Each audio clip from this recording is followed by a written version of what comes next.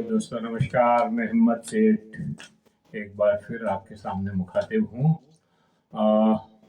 महावीर समता संदेश YouTube channel पे आपका स्वागत है और आप देख रहे हैं महावीर समता संदेश यूट्यूब चैनल। तो दोस्तों आज बात करेंगे बिहार में मंत्रिमंडल विस्तार की। और आज कुंभ का आज शिवरात्रि है, आप सबको शिवरात्रि की बधाई। आज कुंभ में आज अंतिम स्नान हो गया और आज से कुंभ समाप्त हो गया। लोग अपने अपने डेरे तंबू उठा करके और वहाँ से जाना शुरू कर देंगे, बल्कि कर दिए होंगे। बहुत से लोग तो पहले ही चले गए थे। आज ये नागा साधु वगैरह जो भी हैं, दूसरे साधु संत जो वहाँ पर अपना डेरा डाले हुए थे, वो भी आज प्रयागराज खाली कर देंगे। मुझे लगता है कि एक दो दिन में प्रयागराज जो है बिल्कुल सामान्य स्थिति में आ जाएगा।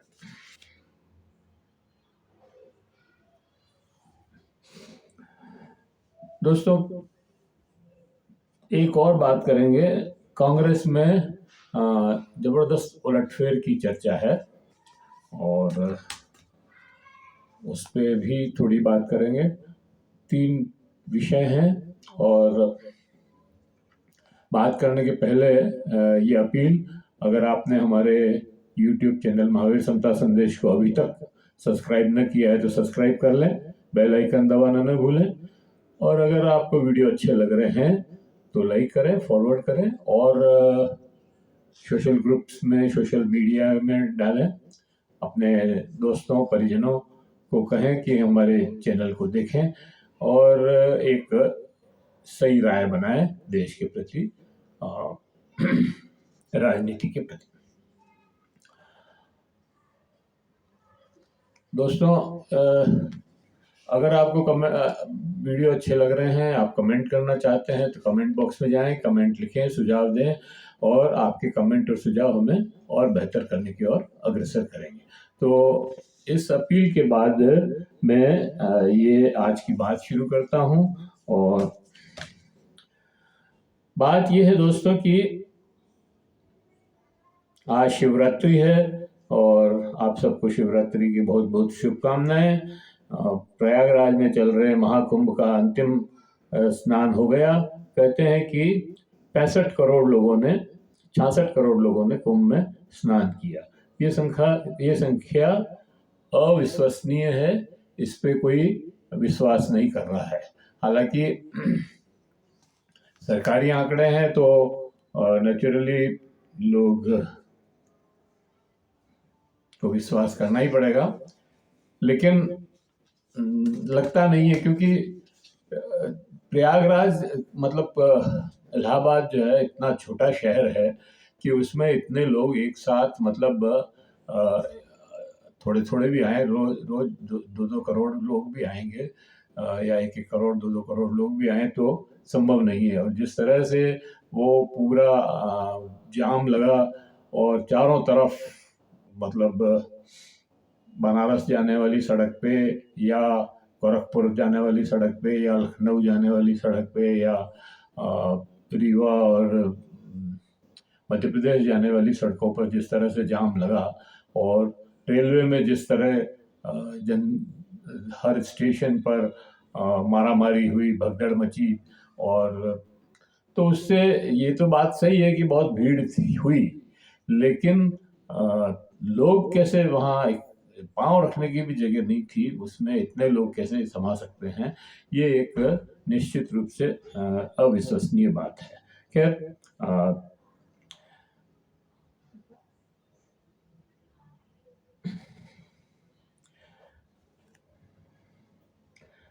प्रारंभ से ही ये कुंभ जो है एक विवादित रहा कई कारणों से, और विवादों में सबसे बड़ा कारण जो था वो था एक तो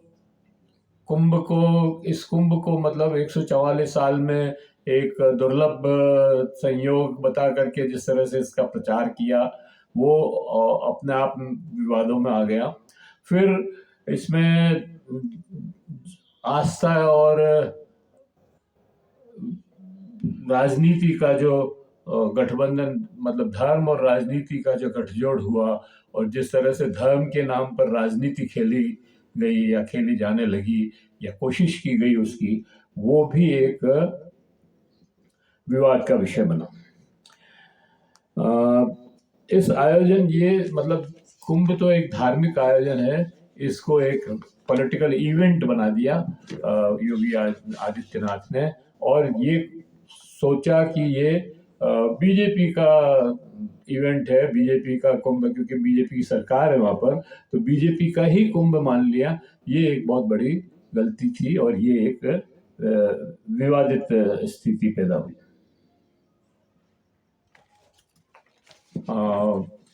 भगदड़ मची। उस भगदड़ को भी इसीलिए छुपाने का प्रयास किया कि कहीं बीजेपी या सरकार की इससे बुराई ना हो, उसको खराब न कहा जाए, मतलब उसके ऊपर आरोप न लगे, इसलिए उस घटना को छुपाने का भी प्रयास किया गया। आज तक भी मौतों का आंकड़ा आज तक भी सही नहीं दिया गया है। ये एक सच्ची कड़वी सच्चाई है। फिर इसकी वजह से क्या हुआ कि संसद में के दोनों सदनों में भी कुंभ पर चर्चाएं हुई, और फिर विधानसभा का अभी बजट सत्र शुरू हुआ तो इसमें यूपी के इसमें भी कुंभ की चर्चाएं हुई।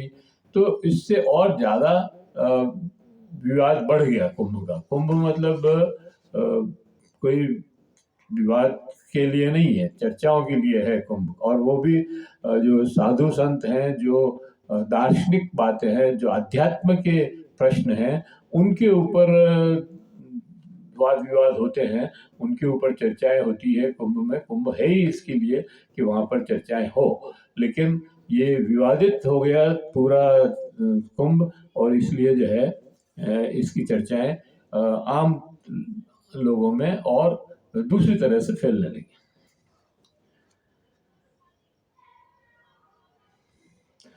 अगर ये चूंकि भीड़, मतलब लोग श्रद्धालु बहुत ज़्यादा आए, चूंकि आपने प्रचार इतना किया, चूंकि आपने लोगों को इनवाइट किया और जगह जगह जा जा के इनवाइट किया और विज्ञापनों से इनवाइट किया, तो लोग बहुत ज़्यादा आ गए, तो लोगों को असुविधाएं हुई और छोटी छोटी चीज़ों की सुविधाएं भी उनको नहीं मिल पाई।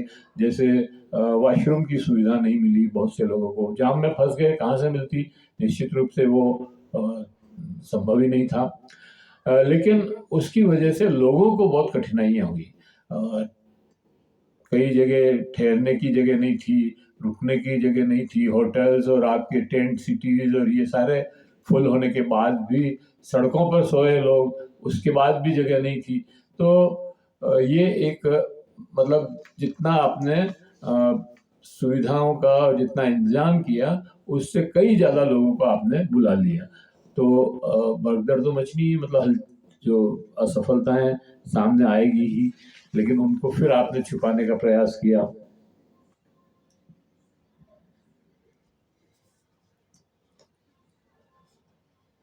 योगी आदित्यनाथ की राजनीति और उसकी सफलता असफलता से इसे जोड़ देने से भी विवादों की श्रृंखला बढ़ती चली गई। श्रद्धालु इस कुंभ में छोटी छोटी सुविधाओं के लिए भी तरसते रहे। खैर, आज अंतिम स्नान के साथ 45 दिन का ये कुंभ समाप्त हो गया। अब कई दिनों तक कुंभ की सफलता असफलता को लेकर लोग विश्लेषण करेंगे, कुछ शोध भी होंगे इस पर, इस बात पर भी लगातार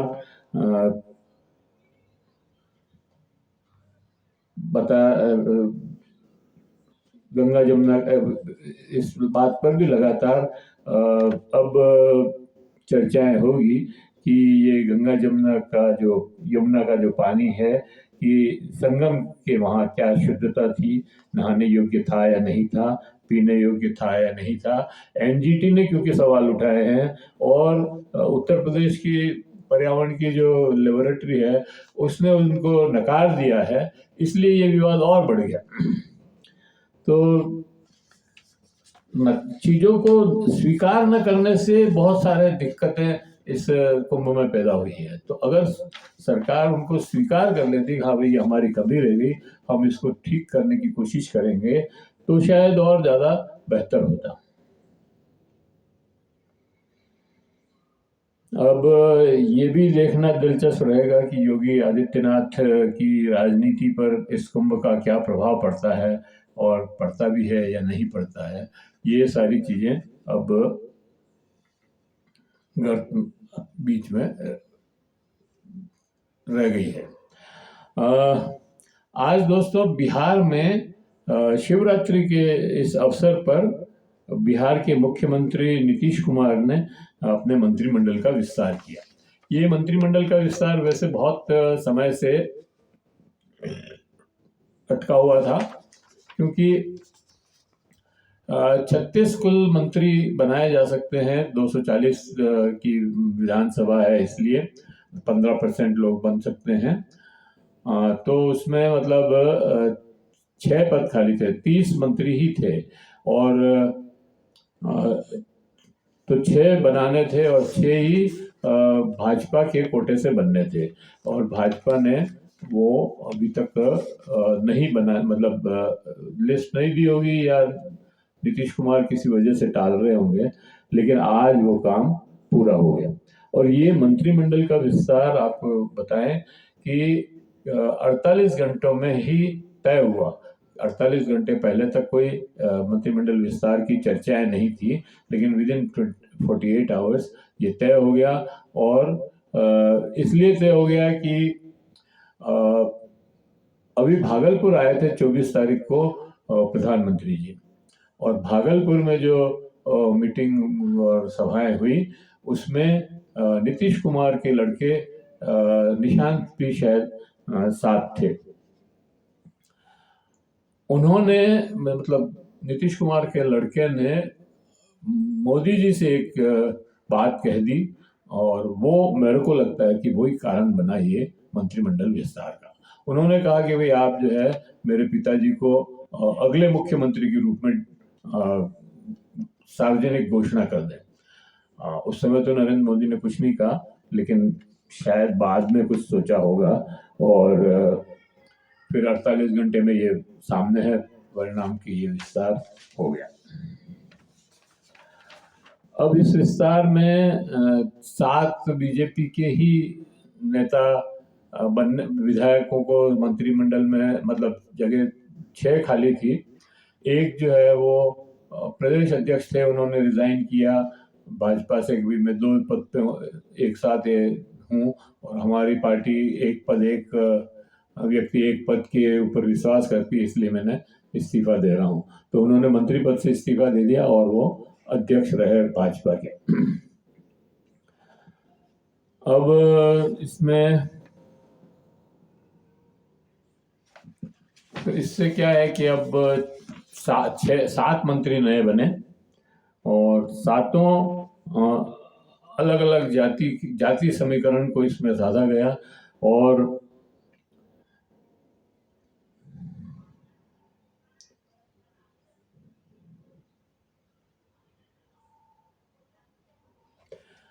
जाति और क्षेत्र का भी ध्यान रखा गया विशेष तौर पे, और अगले चुनाव को ध्यान में रख करके भी ये जो है विस्तार जो है मंत्रिमंडल का किया गया। अब बीजेपी ने बिहार शरीफ विधायक सुनील कुमार जाले को बनाया। जीवेश कुमार मिश्रा साहिबाबाद के राजकुमार सिंह, रीगा मोतीलाल प्रसाद, सीकरी से विजय कुमार मंडल, दरभंगा से संजय सरावगी, और अबनौर के विधायक कृष्ण कुमार मंटू को मंत्री बनाया। इसमें एक ब्राह्मण है, एक राजपूत है, एक कुशवा कायरी है, एक वैश्य है, एक कुर्मी है, और एक भूमिहार है। इस तरह से 7 अलग अलग जातियों से प्रतिनिधि चुन करके विधायकों को मंत्रिमंडल में लिया और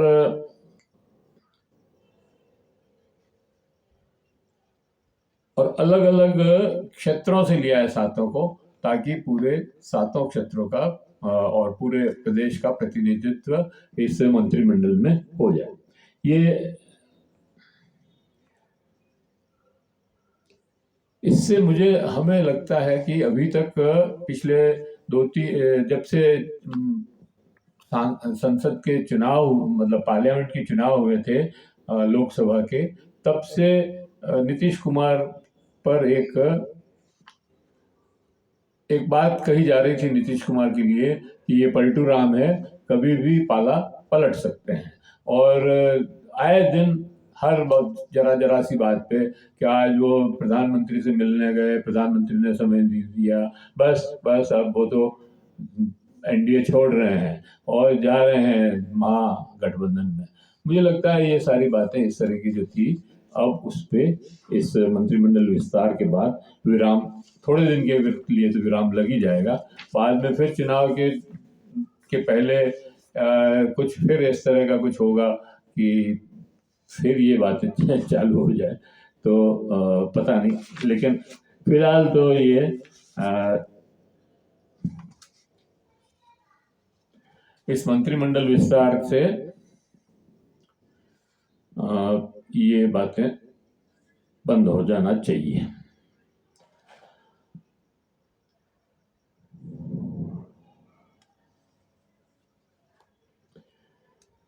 अब इससे ये भी लग रहा है कि नीतीश कुमार ने पूरी तरह से बीजेपी के सामने सरेंडर कर दिया है और वो अब अगला चुनाव भाजपा के साथ ही लड़ेंगे। और हो सकता है कि भाजपा इस बार के चुनाव के बाद उन्हें मुख्यमंत्री नहीं बनाए, क्योंकि उनके लड़के ने ये आश्वासन मांगा था, लेकिन प्रधानमंत्री ने नहीं दिया। और कई मौकों पर अमित शाह जी ने इस प्रश्न को लगातार हमेशा के लिए टालते रहे। अब पिछले चुनाव में भी उन्होंने नीतीश कुमार को खत्म करने की कोशिश की थी, मतलब खत्म करने की मतलब उसको हराने की, या कुछ कम सीटें आए और आई भी। ये जो चिराग मॉडल के नाम से उनके सामने चिराग पासवान ने सब उम्मीदवार खड़े किए और कई जगह जेडीयू के कैंडिडेट हार गए। उसकी वजह से इनकी 42-43 सीटें ही आई।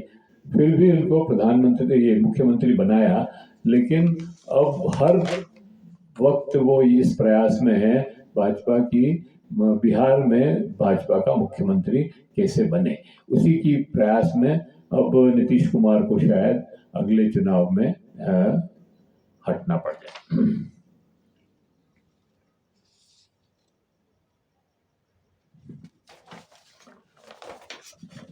तो ये तो बिहार की बात है। बिहार में वैसे एनडीए की बातें हैं ये, और इंडिया गठबंधन में भी इसी तरह का चल रहा है कि वहाँ राजद सबसे बड़ा दल है और कांग्रेस वहाँ पे बार बार ये कह रही कि हम अकेले चुनाव लड़ेंगे। और हो सकता है कि वहाँ पर राष्ट्रीय जनता दल, कांग्रेस और कम्युनिस्ट पार्टियां अलग अलग चुनाव लड़े। और ये भी हो सकता है कि सब मिलकर लड़े। मिलकर लड़ना तो खैर ठीक ही है, अच्छा ही है, लेकिन अलग अलग भी लड़ सकते हैं। तो ये दोनों दो खबरें हमने आपको बताई, और तीसरी खबर भी है, लेकिन अब वो समय बहुत हो गया है, मुझे लगता है कि उसको आज के लिए छोड़ते हैं। कल फिर इसके ऊपर चर्चा करेंगे। तो दोस्तों, ये वीडियो मुझे लगता है आपको अच्छा लगा होगा, और अगर आपको अच्छा लगा हो तो लाइक करें, फॉरवर्ड करें, और अगर आपने हमारे YouTube को महावीर समता संदेश को सब्सक्राइब न किया है तो सब्सक्राइब कर लें और बेल आइकन दबाना न भूलें। सब्सक्राइब करना बिल्कुल फ्री है, और एडवांटेज ये है कि हम जब भी कोई नया एक वीडियो बनाते हैं तो उसका नोटिफिकेशन आपके पास पहुंचता है। हम कल कांग्रेस के स्लीपर सेल और या कांग्रेस में राहुल की राजनीति पर चर्चा करेंगे।